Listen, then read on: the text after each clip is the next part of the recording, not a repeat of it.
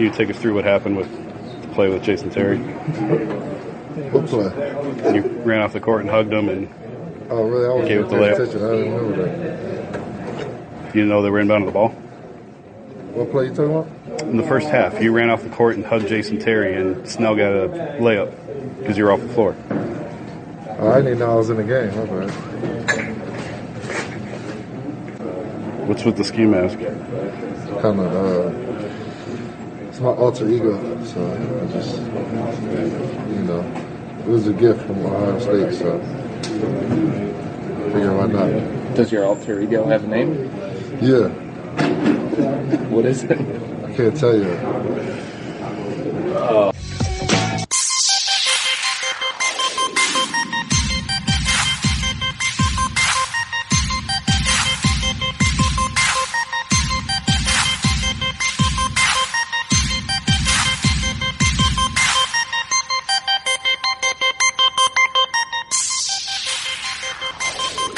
Welcome, everybody, to episode 48 of the Pseudo Nerd Podcast for December 2nd, 2016. I'm your podcast host, Josh Kaiser, and joining me on the hardwood today, Tracy McGrady's number one fan, Josh Haddix. Oh, Bo Show. What's going on, everybody? And the Wayne Knight to my Michael Jordan, Kyle Hoagland.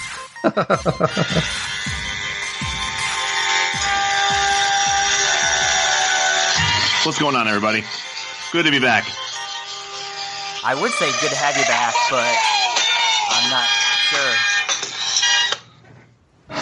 sure. Not sure. Apparently, not sure the chump is here, right? So who just played that? Who just played that music? Hougie did. That was me. Classic Hougie, dude. This is what the PMPers missed for the last 2 weeks while you were busy rolling around in doilies in Texas. You know what kind of bums me about that is I know that we were going to talk about Harry Potter, and I literally maybe a couple months back watched them all, knowing that we were going to have to do this. And well, you were here for the first week that we talked about. The next two things we talked about was the last book that just came out and Fantastic Beasts, which just came out. So you really didn't. That didn't matter. Well, I guess that what bums me is I really wanted to see that movie, and then doing a podcast would give me that much more incentive. But because I knew I wasn't going to, I haven't seen it yet. And I feel like I do want to see it, but I'm going to be lazy and probably not until it comes out. I listened to the podcast Stellar Job Guys, and you basically convinced me to not watch it yet. Hey, you know what? We saved you $9.25 or whatever the cost of admission is. For what's worth, like I said on the podcast, I enjoyed it. So, and I would go see it. You were just talking, off air about how you still want to see in theaters.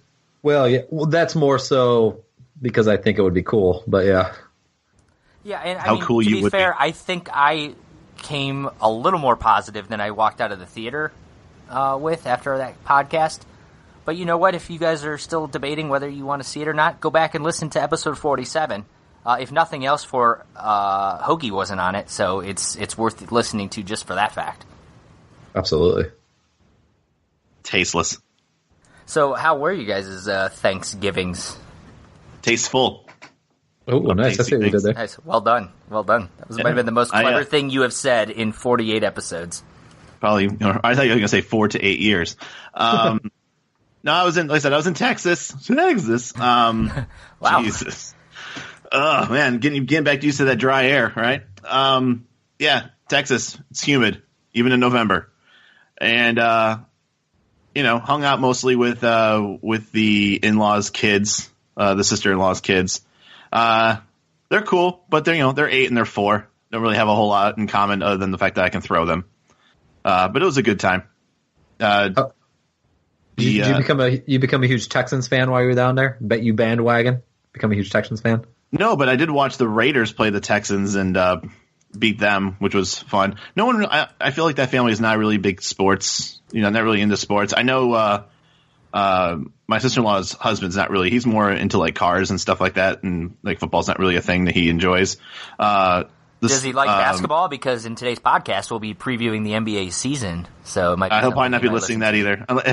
If it doesn't have a muffler, he's probably not listening to this podcast. I mean, we could put a muffler in it if he wants. I mean, you can go ahead and try and tell me how you're going to put a muffler in it, but Same way you put John Cena's music in it. I know. I wish I would have just muffled you to begin this podcast. We would have a lot been a lot better off. Damn. You know what that reminds me of real quick? I've been watching The Office again. You remember that episode where like anytime Pam puts like someone through to Michael, she always stays on the line because he makes like some dumb joke. Oh, and then she goes, yeah, and then she's like, "Oh, it's still." And then she connects him. He's like, "Hey, what's up?" Like real calm. yeah. That's like what we got to do that's what we got to do for Hougie from now on. Just tell him he's on, and then after he says, "I'm getting stupid," we'll go ahead and tell him we'll actually cue him on. If that's the case, we might just have to wait till the podcast is over and then cue him on.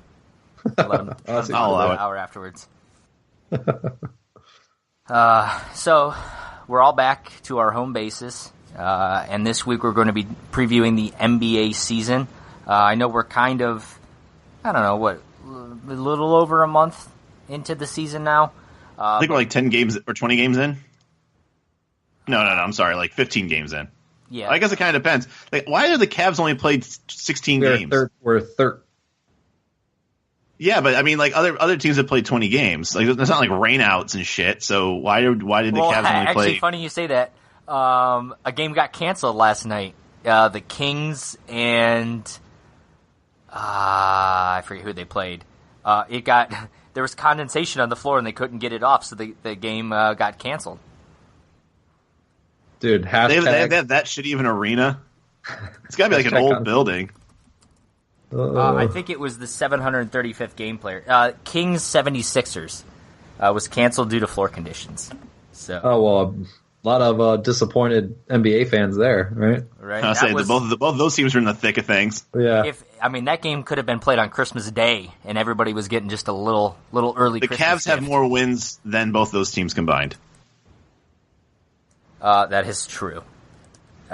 So let's just go ahead. We're going to be breaking down basically the major storylines in the NBA, and more or less just kind of BSing about the season. What we're previewing. Who's Hoagie's hot pick of the year, which team is he sporting a jersey of right now? The Kansas City Royals. Kansas City Chiefs. Oh, and Royals. Chiefs. Okay. This guy is a Chiefs and Royals sporting. Apparently, the Chiefs and Royals. Even though we're talking about basketball today, so he'll be pumping a lot of good basketball knowledge at you guys. That's for sure. Dropping that knowledge. So I guess it makes most sense to start, Hougie, with your favorite team, the Golden State Warriors, who you incorrectly picked to win the NBA championship last year, quite adamantly. I think you said they were going to win in 5 games, possibly even a sweep. And we all remember what happened there. And in turn, of course, they went out and signed Kevin Durant, which obviously was the biggest free agent acquisition. Right up there with Mozgov going to the Lakers anyways. And wherever Delly went. Delly went to the Timberwolves. Right? Bucks. Good for them. Bucks, I mean. Sorry. The Bucks. Yeah. I always confuse those two teams up for some reason. But yeah, he went to the Bucks. So what are your guys'... I mean, there's so many different avenues we can discuss with this story, and obviously now in December 2nd, as this podcast is released, it's sort of old news at this point. But what were your guys' initial thoughts? What are your thoughts now? From all kinds of perspectives, I guess. Well, I think LeBron James, I guess liked and hated it. Hated in the sense that I think everyone's pretty confident that those two teams will be meeting in the championship again, which we can talk about later. But liked it from the sense of he became no longer the most hated person, at least for a little while, with what he did. LeBron is no longer. Yeah, like LeBron got all that heat taken off of him. No pun intended. I was just going to say, right? He's a Cavs player, dude. I was going to let Kaiser take care of that. Yeah. But Durant, after losing to the Golden State Warriors in the Western Conference Finals, blowing a 3-1 lead. Yeah, blowing a 3-1, arguably could have gone back next year and then beat the Golden State Warriors. Like, they played them very well. Decided to jump ship and join the Golden State Warriors, which is, in my opinion, just taking that chunk of knowledge with what LeBron did, that's worse. Like, at least LeBron went to the Miami Heat, LeBron went to he didn't go team. He didn't go to the Celtics Yes. or the Magic at the Yes. time, who were kind of taking care of him. I mean, I don't know. It was just it was a very controversial move, and I think LeBron James enjoyed the fact that it took probably a lot of heat off of his whole coming back and forth type of thing. So I think that was the first kind of thought that popped in my head when all that happened. So, I mean, but you have to think. Sorry, Kyle. I'll let you talk in a second, but I just want to jump on that point. I feel like at this point, LeBron, the heat that was on LeBron is long since gone from that, when he joined the Heat. Like, I think he was a villain for a couple of years, but at some point I think it started to wear off, and now he's back with the Cavs, like it's nothing. Now, that said, I think this is much worse, but I don't think that villain role with LeBron is kind of been a story or a theme for the past couple of seasons anyways. No, I think a lot of people like to hate LeBron, like we did when he went to Miami, but no, I agree with you. They had some poll that players did where it was like, one of the questions was, who's your favorite player like in the NBA? And then the other one was like, who do you secretly want on your team? And they picked LeBron as the secretly want to have on a team, and which is like a ridiculous thing. It's like, why would you secretly want the best player in the world on your team? And that's what's so weird. Like why I don't get the whole villainous part of LeBron. Not anymore, anyways. I think after they lost against Golden State last year, and it was more of the pressure. The story wasn't so much like the vilifying of LeBron. It was more like, can he really deliver on his promise for a championship? And he did. And definitely when that happened, I think the hero role kind of came back more into LeBron's area. And then it also helped that Kevin Durant just basically single-handedly made the NBA regular season into something that no one wants to give a shit about watching. Because basically all it is now is just waiting for the Warriors and the Cavs to go at it. Honestly, they're 16-2. They had a couple losses at the beginning because they're trying to figure it out. But other than that, they've just been killing everybody. And look, on paper they should be. And it's just it's boring. Out here, when I've asked a couple people, like, they were excited about the Durant move. Obviously, when you get a chance to have somebody that good on your team, you're not going to. I don't fault the Warriors for getting Durant. No, not at all. That's a great That's a great job to get them. I think from a league, from a team standpoint, everything, it's like, yeah, that's awesome and stuff. But like from a competitor standpoint, like, isn't it sort of like man, we couldn't believe year one of Cavs versus Warriors, the Warriors win, and the storyline was LeBron had nobody. Kyrie was out, Love was out. That was sort of the stories like, oh, LeBron with a full cast, you would have liked to see it. The next year they come back, the Warriors had the best team in the NBA, best regular season record of all time, unanimous MVP. They come in here, they blow a 3-1 lead. Now it's the narrative is LeBron with a healthy Kyrie, a healthy Love, were able to beat him. So they come out and add Kevin Durant. It's almost like there's a little bit of that, and maybe from a player and a team standpoint, you don't give a fuck. But there's that story of like, hey, you guys could not do it. You could not beat with LeBron with a full staff without having to add one of the best players in the world at this point. I think LeBron and Bosh going to Miami kind of started off this whole super team thing. No. How about the Celtics with Kevin Garnett and Ray Allen? I don't think they were. Okay, maybe. I don't think it was as dynamic as Bosh. It's definitely more of that with them, because when the guys with the Celtics, when Garnett and Pierce and Ray Allen got in there, I mean, it wasn't like they were like best buddies. They got together because they wanted to win a championship.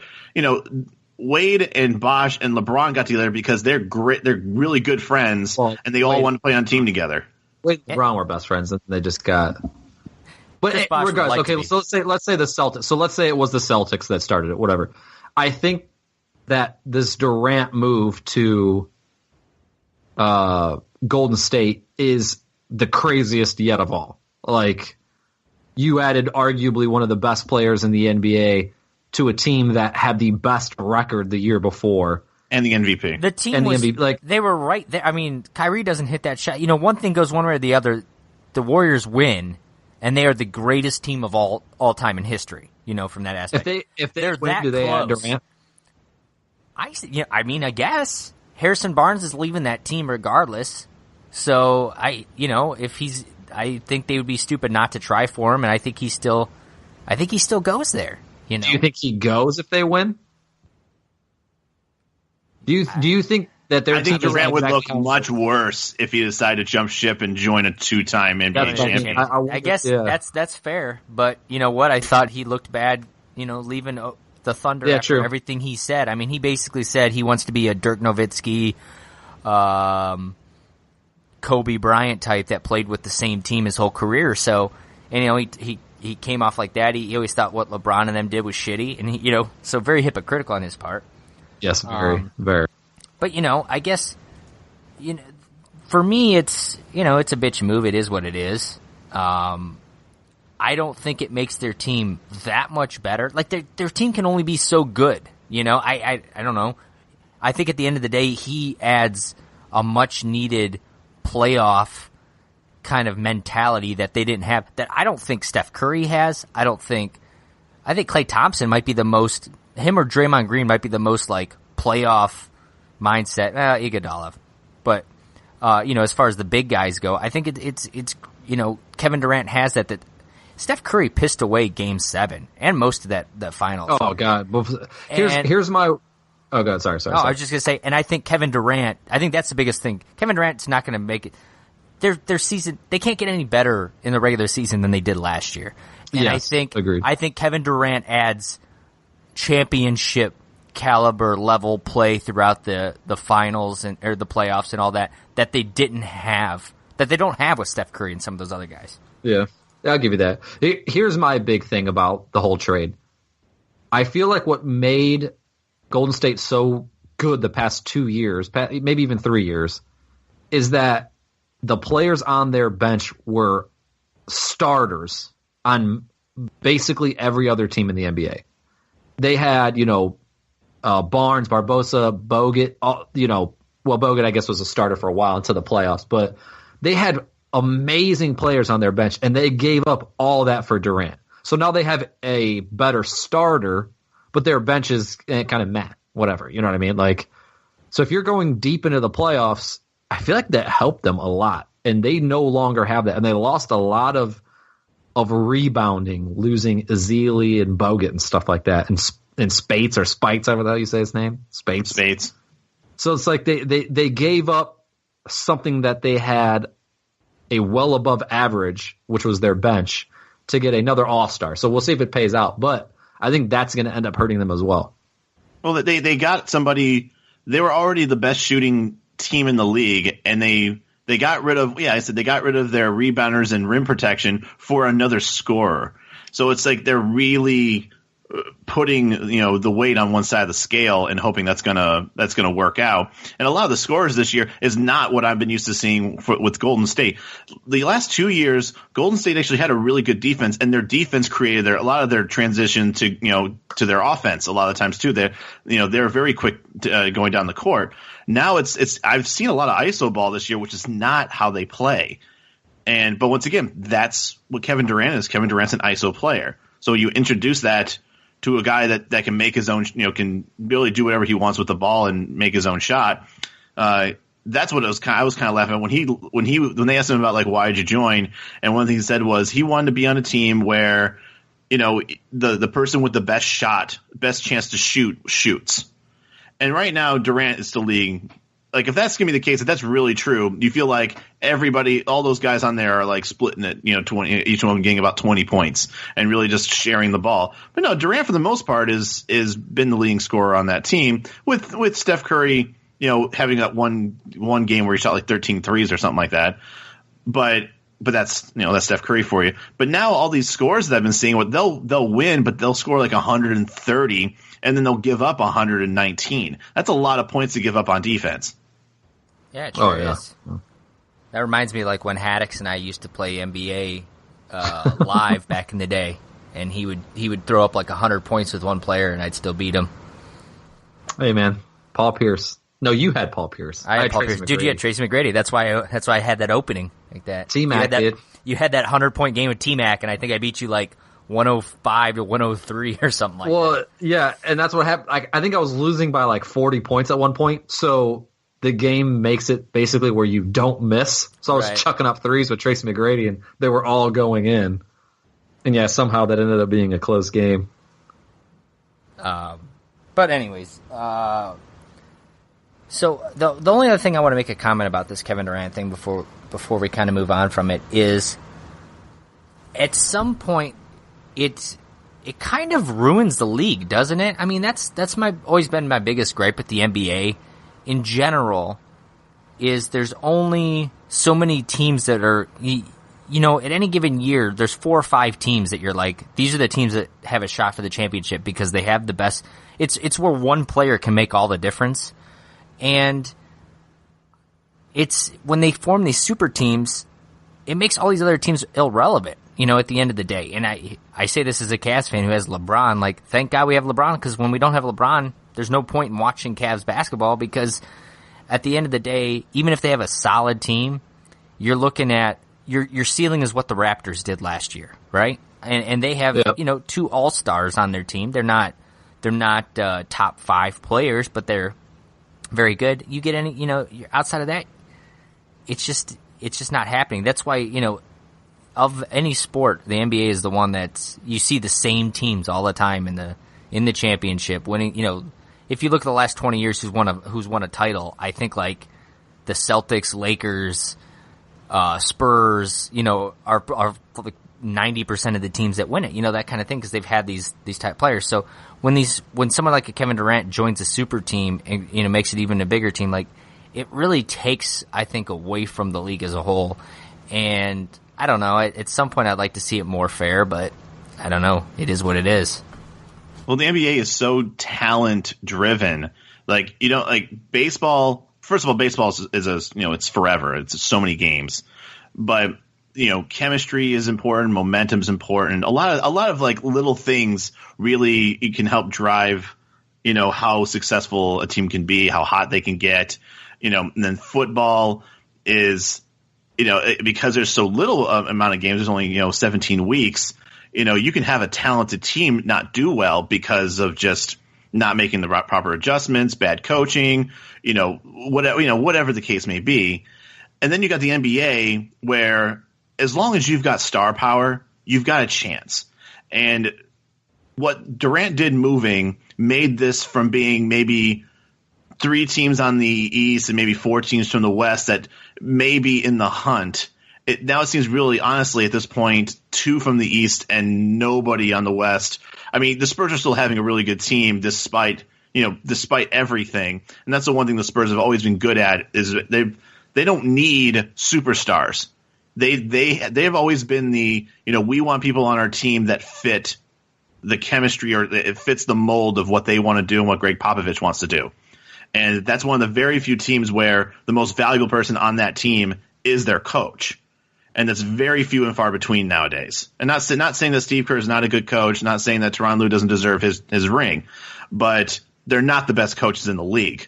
They have a roster that can out talent the Spurs, but the Spurs have the ability to win because of their game planning. Yeah, well, that kind of leads into the next question, which, Hougie, you kind of got your opinion a little bit on it. But, I mean, the Warriors are obviously the favorite in the West. Do you guys think anybody's got a shot to beat them?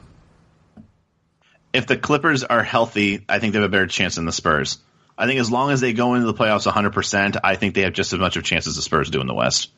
Not saying the same chance as the Warriors, same chance as the Spurs. I don't think any team beats the Warriors more than 2 games in the Western Conference. In a 7-game playoff, no team beats the Warriors more than 2. Might squeak out 2 at home. That's it. There's no competition for the Warriors. Yeah, I think competition is themselves. I think they could beat themselves. Obviously, I think the Spurs and the Clippers have a shot. This is probably the best Clippers team they've had since Doc's been there as their coach. And then, you can't count out the Spurs. Kawhi Leonard is a beast. They have, LaMarcus Aldridge. That, and Popovich, like you said, Kyle's the best coach in the league and, arguably one of the best coaches of all time. So they'll get some opposition, but it's hard to bet against them at this point. No, if someone said you have $100, are you putting it on? I'm not putting it on anybody but the Warriors in the West. Well, that's because you're a Golden State fan and you're a homer. Yeah, yeah. I still need to go see a game. I've been told it's fun but very expensive. Well, that's that area for you. So let's move over to the Eastern Conference now and to the current defending NBA champion Cleveland Cavaliers. Hougie, you probably put your Cavs hat on after that Game 7 loss. Hoagie's that homer. It was. We already did the podcast. We did the podcast already about it, but it was the best day back at work that next day. So, simple question: can the Cavs repeat? Because let's be honest, LeBron James, whatever team he plays for, is the favorite to win the East, and they've won the last 6 Eastern Conference championships that LeBron's been in. He's been 6. It would be 6 now. It was 4 in Miami and 2 in Cleveland. So it would be 6 finals. So obviously he's the favorite with this team to make it to a 7th straight final. Can this team do what they did before and repeat? Beat the Warriors, beat the Clippers, beat the Spurs, whoever you might think is the favorite coming out there. Can this Cavs team repeat with all the turnover and where they're at? I think it is going to heavily depend on what team is healthier come finals time. I think if one team's a little bit more beaten up, let's just say they're both healthy. You got both teams basically coming in rested and ready to go. I don't know. That's tough. So I don't know. That's a tough question. Well, Haddix is slowly putting on his Steph Curry jersey. Well, I mean, I want to say the Cavs, but I don't know if that's because I'm a homer. I'm saying that because I want the Cavs to win. It is because you're a homer. But so Hougie, you're saying that the Cavs have no shot at repeating. I'm not. Look, anything's possible if you have a LeBron on the team. But if I was already saying, and I know I was wrong, even though they were down 3-1, if I was saying Warriors in 5 without Durant, and by the way that they have just been absolutely dismissing everybody that they've been playing, minus a couple hiccups, if it continues this way, if they keep this pace up, which is ridiculous, the Pacers are in Indiana. Yeah, dude, we're talking about Cavs and Golden State Warriors. So, no, I don't think they do. But I mean, Golden State's Warriors only because it's that much harder. It's gonna be that much sweeter if we do it. But if you're asking me to be, subjective about it, I can't see how the Cavs, who barely squeaked by the Warriors last year, are going to have just as good of a chance this year.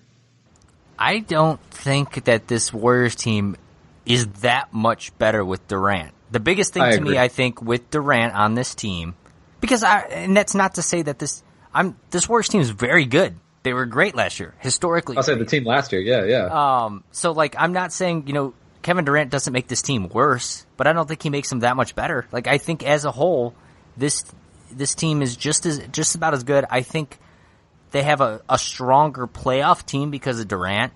But that said, LeBron has owned Durant in their limited playoff times, and actually in most times they play each other. So, they lost Delly. That's not, he wasn't a huge deal to that team last year. He's a solid player, but he had a much bigger year the year before for us.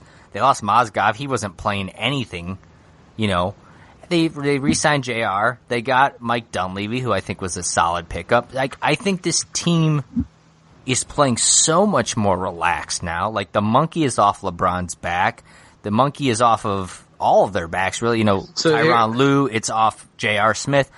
Kevin Love has been he's been playing out of his mind lately, and I think that's because he does, at this point now it's hey, we won a championship. Everyone got their kudos. We know this works. Everyone exhale. We're going to go out there and have fun. and they're going to coast their way to an Eastern Conference championship. And I honestly, I think they'll be fine. And Kyrie can own Steph Curry in the finals. I'm not scared if we're playing the Warriors in the finals, if it came down to it. Here's a good question for you. What is, both teams healthy, what's Golden State's starting lineup against the Cavs? You would assume Iguodala has to start now to guard LeBron James. Because Klay Thompson can't guard LeBron James. Draymond Green can't guard LeBron James. Obviously, Curry's not guarding LeBron James. I don't think Kevin Durant can really guard LeBron James. I think he'd get too tired. He's not a great defender, and I think that would make him too tired on the offensive end. So once again, I think what they're trying to do though is that I think they're okay with giving up the rim to somebody. And they're just going to hope that they're going to outscore. That's their whole. I was actually going to say that. I kind of agree with Kyle on this one. It's not Greg Popovich and the Spurs who can lock LeBron down. I think it's we'll give you that. We're going to outscore you guys. And that's I think if that's their game plan, they lose for sure. I don't think letting LeBron James do whatever he wants, and not that Iguodala was a great defender last season or last year in the finals. But he did a decent job. He did a decent job at least getting in his head, being physical with him. And you didn't require him to have to score points for you. You literally said it's not like Kevin Durant is a pushover defensively. He's not great. He's in the middle of the road, but he's still a 6'11" guy. I mean, he's Steph Curry. He's Steph Curry guarding Kyrie Irving, an average defender. Guarding Kyrie Irving, he got destroyed. But the point is if you have to have Kevin Durant expend all his energy guarding LeBron James, he's not going to be as effective on the offensive side. So I don't think they match up as well as they did last year. They had all these guys coming off the bench. I think I agree with you, Kaiser. I think they're a slightly better team than last year. And they created some liabilities elsewhere while also gaining a lot better of a score. And Kevin Durant. Yeah, so you're saying a slightly better team than last year that won 73 games. A slightly better starting lineup than last year. And we're going to see how having a shittier bench affects. I mean, again, they're going to end easily number one team in the West. They're going to, I think, semi-easily coast their way to the finals. They might have a couple good matchups there if it's like the Clippers or whatever, but I think they're going to be in the finals, and I think we're going to see if having a shittier bench and shittier defenders affects them as much as gaining a Kevin Durant. Well, all I know is I hope that the Cavs figure it out because they're losing by 20 right now. Yeah, it'll happen. I'm not really worried. They take it on and off, so they coast. LeBron coasts on and off throughout the regular season. They don't push themselves. They're not going for 72, and they're fine. They're going to have these games where they get blown out. They've been playing fine, other than JR being an idiot the other day. And honestly, that's just it. I don't know if you guys. I know Haddix. What happened? What was that? I don't know. What he literally. Was doing. Jason Terry stood up on the bench and he went over and said hi and hugged him, and there was like a live play and they just inbounded it. And they joked that was a called play, that like Jason Terry in the huddle was like, hey, go distract JR. And like that's one of those things that like when JR played for the Knicks, he would get blasted for. And that would have been a thing if the Cavs didn't win last year, he'd get blasted for that right now. And they'd say, what's the leadership? Tyronn Lue doesn't have this team controlled, all that kind of stuff. They won a championship. Everyone kind of laughs it off. And it's like, that's JR. JR is going to do stupid shit like that. He's going to be in a shooting slump from time to time. And then he's going to go out there and shoot for 8 threes and then, 3 games in a row. And that's just JR. And, it's you just got to shake your head and laugh about it. Was he joking in the when he got asked questions after the game and he was like, oh, I don't remember that play? Apparently, yeah, because they interviewed again and Tyronn Lue said he kind of yelled at him, and apparently JR was like, everyone saw what happened. I just thought it was kind of dumb for me to ask it. So, yes, I wasn't paying attention. Everybody knew that kind of thing. So, who knows? With JR, you're never entirely sure exactly what's going on in that guy's head. But very entertaining anyways, from some aspects. But, so, we've said the Cavs are kind of the favorite to win in the East. who do you guys think has the best shot at giving, of upsetting and winning the East outside of the Cavs? I think it's going to be similar to last year. I think it'll be, like you stated earlier in the podcast, I think the Raptors. The Raptors will be right back in there. They might give us maybe a little bit more trouble than they did last year, but I don't think they have enough yet to push us out. I think the Celtics could play better than they are right now. I'm not saying that they're going to go up against the Cavs and do great against them, but I do think that I do agree that the Raptors, I said much like the Warriors, are very, very high volume shooting, and if you can get them when they're cold, they're not very good at all. But when they're hot, they're one of the best teams in the league. That's the reason why the Cavs don't really have much of a problem against the Raptors, because if you can put decent defense on them, the Raptors can lose to anybody. But I would say the other team that I would give credit to, and I think that they'll improve as the year goes on, is the Boston Celtics. Yeah, I kind of think that, and I think part of it is just that Boston's one of those teams that's always been in LeBron's head, I think, and I think they'll play him tough. I don't know if I necessarily think that, we'd lose to him. Honestly, there's a good chance that we might not even match up with them, depending on how everything seeds out. But there's definitely a shot there.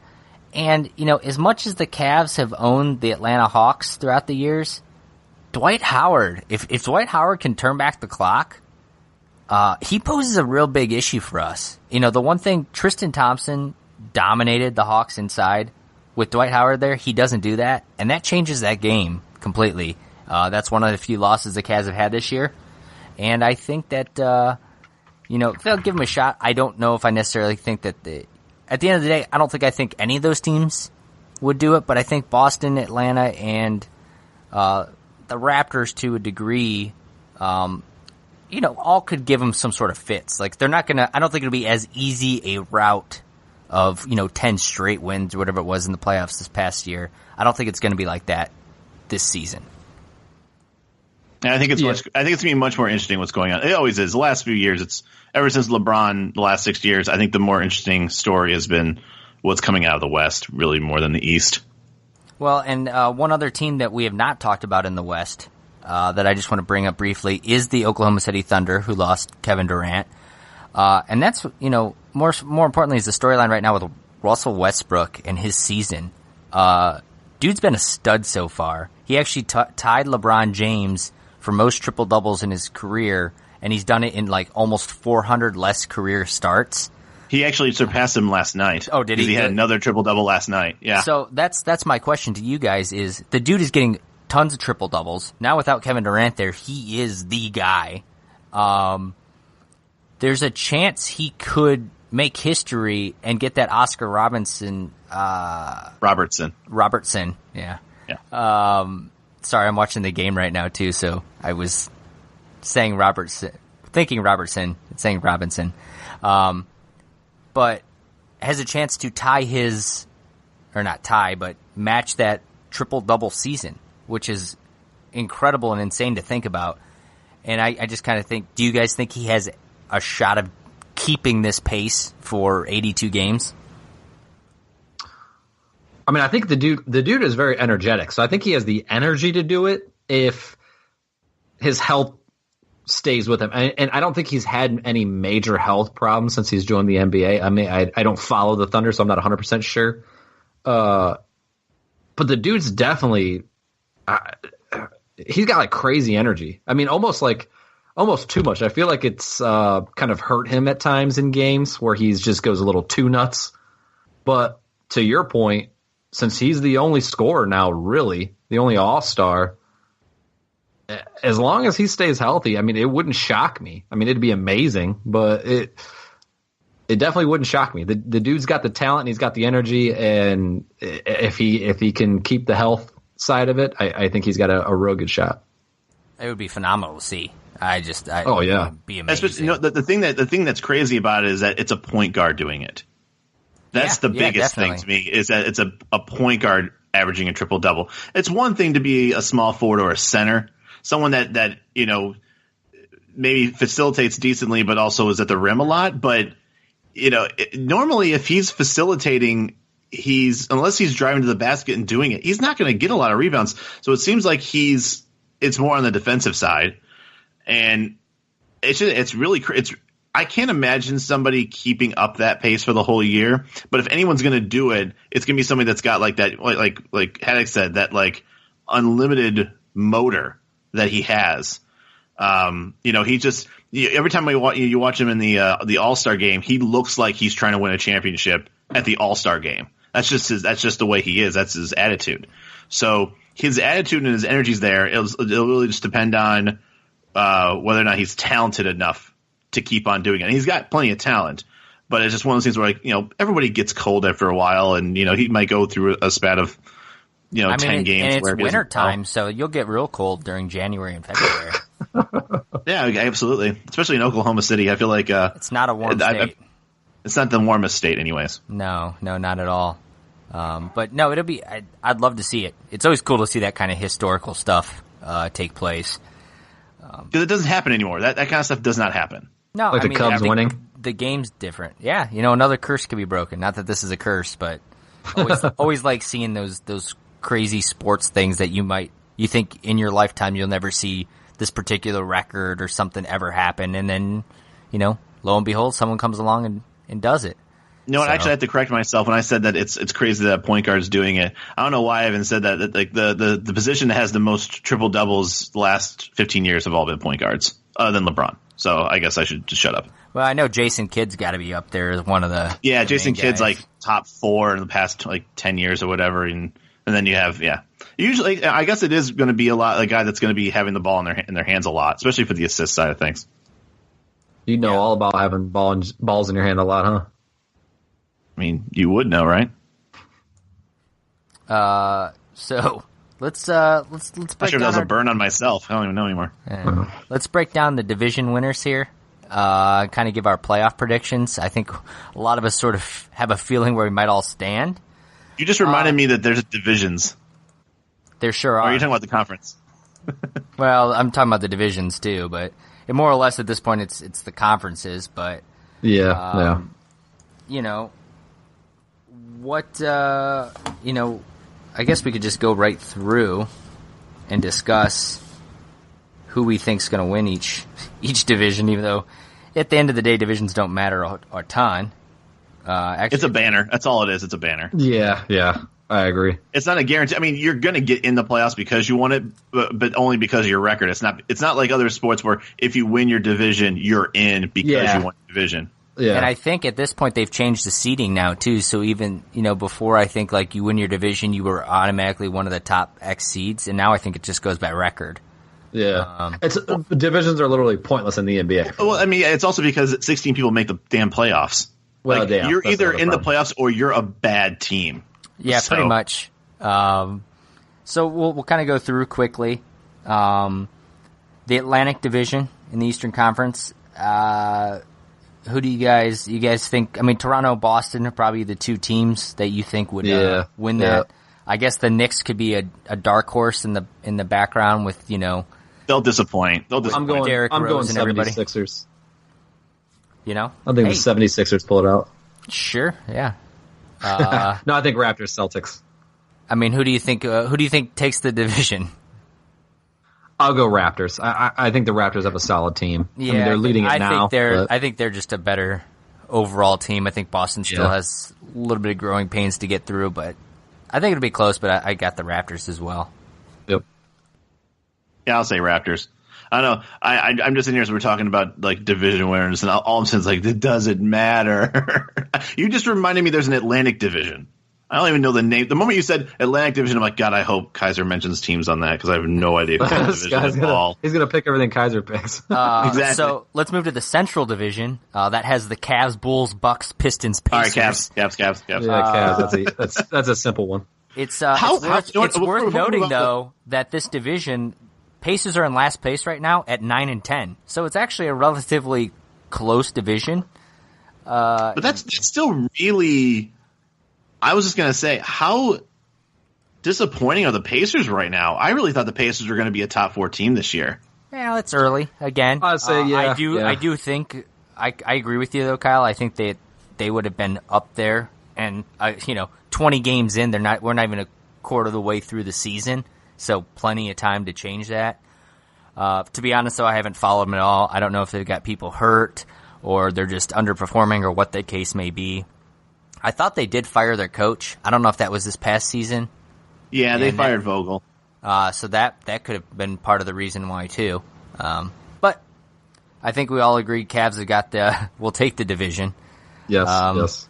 Do you guys think the Bulls, have any shot with what they're doing with Wade there and Rondo? I mean, I think they make the playoffs again because 16 teams make the playoffs, but I don't think they have any shot at beating the Cavs. No, I agree with you there.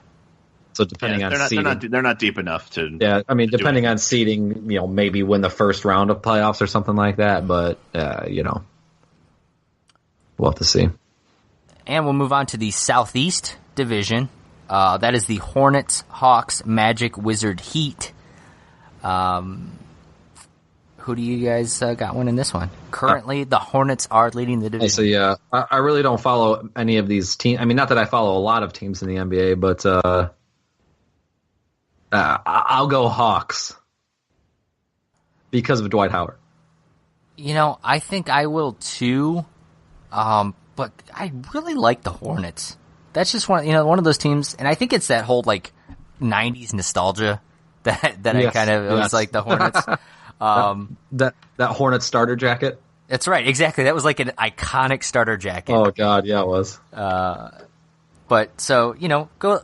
I'm taking the Hawks, but I'd like to see the Hornets win it. Again, divisions really don't mean shit, but there you go. I'll actually say the Hornets as well. I think they've got I think top to bottom, I think they have the more talent than Atlanta does. I think Atlanta is more tried and true. I think they've got the more seasoned, experienced players on that team. But I think, really, they have a very, very talented team in Charlotte. And if they can keep up what they're doing, I think they'll be fine. All right. And we'll move over to the Western Conference and start with the Northwest Division, which I'm sure you guys would have not known that was the name of one of the divisions. Thunder, Jazz, Trailblazers, Nuggets, Timberwolves. Go ahead. Thunder. Oh man, I really have a hard time discounting the Jazz. I don't know what it is about the Jazz. They give everybody a fit. They might not win. They might not have the best record. At but the end of the day, they give everyone a fit, and then at the end of the day, they miss the playoffs. So it's like one of those teams that you always hope they're going to kind of turn the corner this next season, and then they just end up not. They're kind of like the Buffalo Bills or one of those teams in the NFL that just the Bills or the Jaguars are like, this is the year, and then they play, or the Rams, that play people tough and then just end up not making the playoffs. And they're that team that other than the Warriors they lost twice to only two teams, the Spurs and the Jazz. That's what I find interesting. From last year, the Jazz know how to win. It's a very good team. They lost to the Cavs 4 times last year. Right. So, and I get that. You look at I'm just kind of looking at their schedule from last year. They lost against some really, really bad teams too. It's almost like they don't get up for the bad teams, and then they actually play up when they need to. But because of that, they don't catch up and they don't make the top 8. Well, once again, the Western Conference is a little bit of a different monster than the Eastern Conferences too. Being in the top 8 in the Western Conference, if you take the number 8 in the Western, throw them over in the East, they're probably a 4th or 5th seed. Yeah. I think it's changed a little bit last year and maybe this year, but I agree with for the most part, the Western Conference is still the Bestern Conference, right? No, okay. I get it. I first didn't hear what you said, and then it hit me later. Best Coast, Pacific, Warriors, Clippers, Lakers, Kings, Suns. I mean, yeah. The Warriors. Yeah. But how about the Lakers? Currently 500. Luke Walton looking like he's coaching them up pretty well. I mean, the Lakers. It's like you said about Boston. I think the Lakers are just a good franchise. So they're gonna they're going to bounce back from last year slightly, and the next year they'll probably get even a little bit better. They'll be back up there here in the next couple of years. So, but not this year. Yep. And then the Southwest Conference or Division as we wrap things up. The Spurs, Rockets, Grizzlies, Pelicans, Mavericks. How about By the the Mavs? way, how about the Mavs? Just total seriously. disappointment. Such a fall from grace. I think Spurs, hands down. Yeah, I don't think that one's going to be a close. I do think Harden could put up some crazy stats this year with D'Antoni there, but that's about all I got to say about the Rockets. Kyle? Hoagland? I mean, definitely Spurs. Okay. So that said, who do you guys, let's pick our conference matchups, champions, and then, finals, and who you think's going to win the finals. Haddix, we'll start with you. Like who's winning? What do you mean? Pick who's winning the East and West? Pick who's playing, Cavs and somebody in the East, I'm assuming. And okay, conference finals. My bad. All right. I think I'll go Warriors, Spurs. In the East, Warriors win. That's shocking. That's in the West, dude. I'm sorry, West. Sorry. And then Cavs,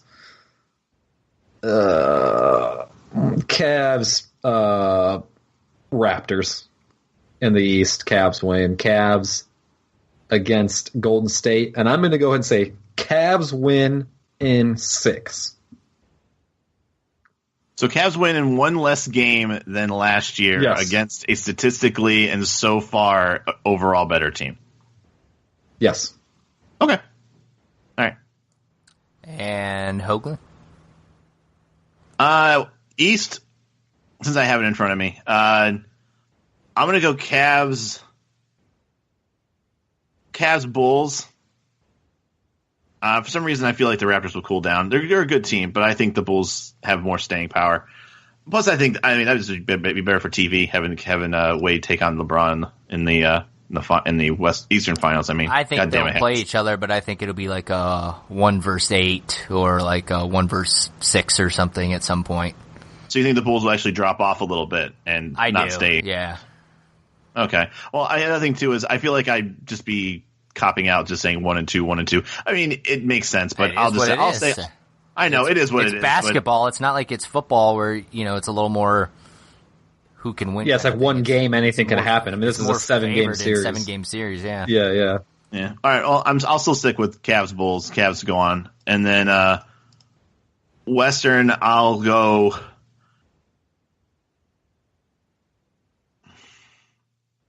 Yeah, Warriors, Spurs, probably, maybe Clippers, but I will say probably Warriors, Spurs.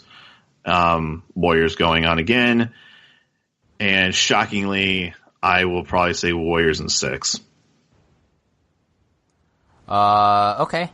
For me, I'm gonna say Cavs, Raptors, probably. Again, though, I don't think it matters. I think the Cavs will win in the East. I think the West is a little more interesting. Wouldn't it be cool to see a Warriors Thunder, like a early round matchup? I think that would be one. And that would be one that I think would go like 6 games. I think the Warriors would still win it, but I think Westbrook would just give it his all and it'd be a wild atmosphere. Yeah. So I'd love to see something like that. But I still think at the end of the day, the Warriors are the best team in the West. We'll see our third matchup. And there's a good chance for the next couple of years, it's going to be like that Lakers. It could be that Lakers Celtics, back in the day kind of thing with the Warriors and Cavs. That said, I think the Cavs could win. I do think it's going to be a 7-game series though. I just think LeBron's in their head. But we'll see how health goes and things like that throughout the season. And it is what it is. So are you doing Cavs in 7? I'm doing Cavs in 7. I do. I think that I think the monkey's off their back. I think they're relaxed, and I think that they got the best player in the world on their team. Indeed. So, one bold prediction from each of you guys before we kind of wrap things up here. Hougie, I'll start with you. What's your NBA 2016-17 NBA season bold prediction? I mean, it's not that bold, I guess, but the first thing I actually thought before the season even started, I was going to say that the league MVP is not going to be on the Cavs or the Warriors this year. And then all of a sudden, Westbrook's going crazy right now. So, I mean, I even feel more confident that, especially if he keeps up with that, he's definitely right now the most important player on anybody's team right now. And other than, I feel like LeBron's never going to get an MVP anymore because he's LeBron. He has been the MVP every year for the past 7 years, but he just doesn't get the trophy. But I will say that my bold prediction is the MVP will not play for a title this year. I'll say that. All right. Haddix, how about you? I think that I'm going to go real bold on this one. The less bold one was I think Chris Bosh does get signed by another team this year. Yeah. Because he got all that medical shit. Yep. My real bold one is that the Cavs sign Chris Bosh. I'm going to throw that out there. All right. I like that. I kind of had two I was debating. One was the Lakers make the playoffs in the Western Conference. I mean, it'd be like an 8 seed or something. But my other bold prediction, which you guys may not think is bold, though I think it kind of plays off from Hougie, I think LeBron James wins the MVP award this year. And you guys might be like, oh, that's not bold because LeBron's, one of the best players. But I think it's bold in the fact that, like, he hasn't won it in a while, and because he doesn't try as hard to put up those numbers. But I think LeBron James wins the MVP award. I'll give you that. It's not crazy bold, but it's bold. If the Cavs, if someone from the Cavs is going to get it this year, I honestly think that LeBron would rather try and help Kyrie get it than for him to get it. I don't think he is the most important. Yeah. He is the most important player. He is the most important player, and definitely the most valuable. But that with Steph Curry winning it last 2 years, I feel like Player of the Year, it should be changed to something like that. The Player of the Year makes more sense than that. It's not. It is not technically an MVP because I think hands down LeBron gets that every year, no matter what. He's by far the most valuable player in the NBA. Yeah, absolutely. Which we talked about that on our last or one of our other podcasts. Yeah, we did. So you guys talked about Fantastic Beasts last podcast, so right. That's gonna be our show for this week. Feel free to subscribe to us on iTunes. Leave us that 5-star rating. Follow us on Instagram at pseudonerdpod, Twitter pseudonerdpod, Facebook. Go to pseudonerdpod.com for all of our social media accounts, Hoagie's blog posts. Our Test Our Knowledges are up there if you haven't given a listen to any of those, including the last Harry Potter related one that we've done. All that kind of stuff. And let us know, your thoughts on the NBA season, any of your bold predictions, perhaps, who you guys think will make the finals and who's going to win it all. Is it going to be one of Hoagie's favorite teams? Chances are, yes. And if not, it will. I've got about 20 of them, so, chances are one of them will. That's right. And coming up next week, we're going to review Doctor Strange. It's been out in theaters for a while, killed it for Marvel. We're going to go ahead and break it down for you guys here. We're kind of getting near the end of the 2016 year. Indeed. From the home of WNBA's 2016 Sixth Woman of the Year, Jantel Lavender, to the home of the 2008 San Diego Surf and Slam Tournament MVP, Gene Morris. I'm Josh Kaiser, he is Josh Haddix, and he is Kyle Hoagland, and we will see you guys next time. Have a good Friday. Jantel Lavender sounds like a porn name. See ya.